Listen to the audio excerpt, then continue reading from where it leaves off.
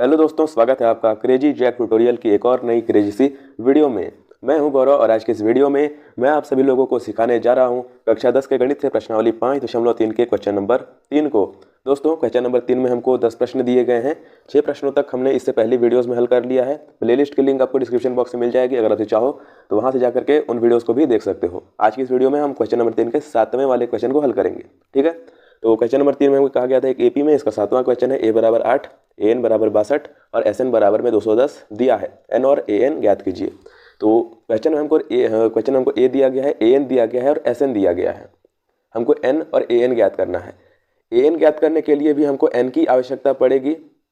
N और A N अगर आप सभी नहीं समझ रहे हो तो मैं आपको रिक्वेस्ट करूंगा इससे पहले वाली इसकी जो फर्स्ट वीडियो थी उसको देखने के लिए। उसमें मैंने बहुत ही आसानी से बेसिक से आपको हर एक चीज़ समझाया था कि एस एन क्या होता है, एन क्या होता है, ए क्या होता है। ठीक है, तो उस वीडियो को आपसे जाकर के देखो। यहाँ मैं थोड़ा आगे से चलूँगा। ठीक है, तो सबसे पहले ए एन हमको निकालने के लिए कहा गया है, तो उसके लिए हमारे पास एन होना चाहिए। अब एन निकालने के लिए हमारे पास एक ही फॉर्मूला बचता है और वो है ए एन का। ए एन का फॉर्मूला क्या होता है हमारा, और उससे भी पहले कि हमको ए एन बराबर में 62 ये दिया गया है। ठीक है, तो ए एन बराबर में हमको 62 दिया गया है, तो हम ए एन का फॉर्मूला लगाएंगे। ए एन का फॉर्मूला क्या होता है अपना, वो होता है अपना ए प्लस में n-1 इंटू डी। ये होता है अपना ए एन का फॉर्मूला। अब आखिर में मैंने ए एन इसीलिए लिखा क्योंकि इस तरीके से करने से आसानी होती है, क्योंकि आपको चीज़ों को इधर उधर भेजना पड़ेगा संख्याओं को, तो उसमें थोड़ी आसानी होती है अगर हम मेन जो चीज़ है उसको आखिर में रख देते हैं। तो ए के स्थान पर हम लोग ए का मान रखेंगे। ए का मान है 8, ऊपर दिया गया है, प्लस में एन हमको ज्ञात करना है तो इसका जगह छोड़ देंगे, -1 इंटू डी कर देंगे। अब डी भी हमको नहीं दिया गया है तो यानी कि हमको ये भी निकालना पड़ेगा, तो इसको डी हम लोग रहने देते हैं। और बराबर में ए एन का मान है 62, तो 62 लिख देते हैं। अब पहले इसको हल कर लेते हैं। कैसे हल करेंगे वो आप सभी ध्यान से देखिए। ये जो 8 है उसको हम लोग को उधर भेजना है, तो ये कैसा आएगा, n-1 इंटू डी यहाँ पर बचा हुआ है अपने पास, बराबर में 62 लिख देंगे। और ये जो 8 है ये इधर तो प्लस का है, बराबर के जब उस साइड जाएगा तो ये माइनस का 8 हो जाएगा इसमें से। ठीक है, तो फाइनली n-1 इंटू डी बराबर में अपने को मिला कितना, 62 में से 8 गया, 54 बचा। ठीक है, 54। तो ये जो चीज़ बनी इसको हम नाम देंगे अपना समीकरण 1। ठीक है, इसको हम लोगों ने समीकरण 1 नाम दिया। अब थोड़ा ऊपर कर देते हैं पेज को। समीकरण 1 है अपने पास। अब हम लोग एस एन का फॉर्मूला लगाएंगे दोस्तों। ठीक है, एस एन का फॉर्मूला लगाएंगे। अब उसको कैसे हम लोग करेंगे वो आप सभी ध्यान से देखिए। ठीक है, यहाँ से एक मिस्टेक हो गई थी, ए एन हमको नहीं ज्ञात करना है, हमको डी ज्ञात करना है। ठीक है, वेरी वेरी सॉरी, थोड़ा सा मिस्टेक हो गया था। अब आपको अच्छी चीज़ें हमको समझ में आ रही होंगी। ठीक है, तो हमको डी ज्ञात करना है। ठीक, तो ये समीकरण वैसे भी हमको बनाना है क्योंकि हमको इससे एन और डी दोनों मिलेगा। हमको पहले एन भी निकालना पड़ेगा और उसके बाद हम लोग डी निकाल पाएंगे। तो अब जब हमारे पास इतना आ चुका है, अब हम लोग क्या करेंगे, ये अपना समीकरण 1 बन गया। ठीक है, यहाँ तक कोई गड़बड़ नहीं है, सिर्फ ऊपर ए एन था, ऊपर डी था, मैंने ए एन लिख दिया था, वेरी वेरी सॉरी। ठीक, तो इतना तक आ गया। अब अपन यहाँ पर एस एन का फॉर्मूला लगाएंगे। एस एन का फॉर्मूला क्या होता है, एस एन बराबर में हमको दिया क्या गया है, एस एन बराबर में हमको 210 दिया गया है। ठीक है, तो एस एन बराबर में हमको 210 दिया गया है, तो अब इसीलिए हम लोग एस एन का फॉर्मूला लगाएंगे। एस एन का फॉर्मूला होता है अपना n/2 into 2a plus n-1 into D. यही होता है ना, ये अपना फॉर्मूला होता है दोस्तों। ब्रैकेट को क्लोज कर देंगे और बराबर में अपना एस एन होता है। एस एन के स्थान पर इस 210 को हम लोग यहाँ पर लिख देंगे। ठीक है, अब देखिए, अब इसको हम लोग हल करेंगे और बहुत ही ईजी तरीके से हल करेंगे। हमारे पास ए हमको दिया गया है, तो जो जो चीज़ें पहले दी गई हैं उनको रख लेंगे। तो ये अपना क्या आएगा, अपना n/2 इंटू 2 गुने में ए यानी कि 8, ऊपर देखिए दिया गया है, प्लस में n अपने पास नहीं है तो n-1 इंटू डी को ऐसे छोड़ देंगे और ब्रैकेट बंद करके बराबर में 210 लिख देंगे। ठीक, अब इसको थोड़ा सा ऊपर कर लेंगे।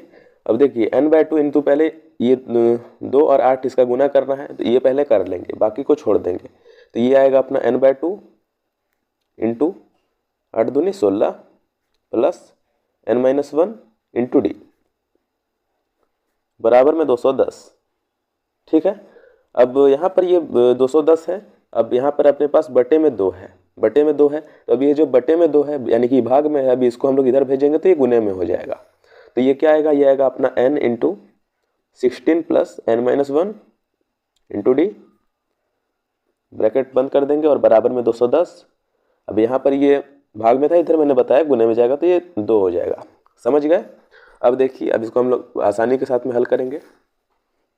हाँ तो दोस्तों यहाँ पर आप सभी देखिए कि ये जो n-1 इंटू डी है, ऊपर हम लोगों ने जस्ट ऊपर देखिए कि n-1 इंटू डी बराबर में 54 हमने रखा था। तो n-1 इंटू डी यहाँ पर भी है, तो इसके स्थान पर 54 रख देंगे आप लोग। ठीक है, समझ गए। तो n को ऐसे ही छोड़ देंगे, इंटू का निशान लगाएंगे, अब 16 प्लस इसके जगह पर 54। ठीक है, बराबर में अब इसको गुना कर देंगे, तो 2 को 0 से गुना किया 0, 2 एकम 2 और 2 दूनी 4, यानी कि 420 अपना ये आया। ठीक, अब इन दोनों को जोड़ देंगे तो n गुने में अपना आएगा ना ये n गुने में। तो मैं लाइन नहीं खींचना चाह रहा हूँ ज़्यादा, एकदम शॉर्ट तरीके से सॉल्व करके मैं आपको इसको दिखाता हूँ। तो 4 और 6 अपना 10 का 0 हाथ में 1 आया, 5 1 6 और 1 7, और इसके साथ n लग जाएगा क्योंकि ब्रैकेट हटेगा तो गुना होगा, तो ये 70n बराबर में 420 आएगा। अब n बराबर में क्या आएगा, ये अपना 420 तो रहेगा, और भाग लगा के ये जो 70 है ये यहाँ आ जाएगा। अब 70 से 420 को 7 छक 42 होता है ना, यानी कि 60 बार में कट जाएगा, सॉरी 6 बार में कट जाएगा, 70 है ना, 6 बार में कट जाएगा। तो n का मान अपने पास क्या आ गया, n का मान 6 आ गया। पेज को मैं थोड़ा सा ऊपर कर देता हूँ, ये देखिए। तो n का मान तो हम लोगों ने ले लाया है दोस्तों। अब हम लोग क्या करेंगे कि यही जो n का मान है इसको हम लोग समीकरण 1 में रख देंगे, तो हमको d मिल जाएगा। कैसे रखेंगे वो आप ध्यान से देखिए। यहाँ पर एक लाइन लिखेंगे कि n का मान समीकरण 1 में रखने पर दोस्तों, तो n का मान समीकरण 1 अपना क्या है, तो ये अपना n-1 इंटू डी बराबर में 54। अब n के स्थान पर हम लोग 6 रख देंगे, तो 6 - 1 इंटू डी बराबर में 54 आ जाएगा। तो 6 में से 1 गया, यानी कि 5d बराबर में 54। तो ऊपर से आप सभी को पता होगा कि अगर इसके साथ कोई संख्या है और इसको हम लोग बराबर के इधर लाते हैं तो भाग में जाती है, यानी कि n के साथ अगर कोई संख्या चर के साथ है, उसको अगर हम बराबर के दूसरी तरफ भेजते हैं तो वह संख्या, जो संख्या बराबर के उस तरफ होती है, उसके बटे में यानी कि उससे भाग में जाती है। तो d बराबर में क्या आएगा अपना, ये आएगा अपना 54 बटे में 5। ये आपका d आ गया, ऊपर आपका n आ गया। यही है आपका आंसर। ठीक है, आई होप आपको वीडियो अच्छी लगी। मेरी राइटिंग अभी मैंने ठीक नहीं की है क्योंकि मुझे वीडियो जल्दी बनानी थी।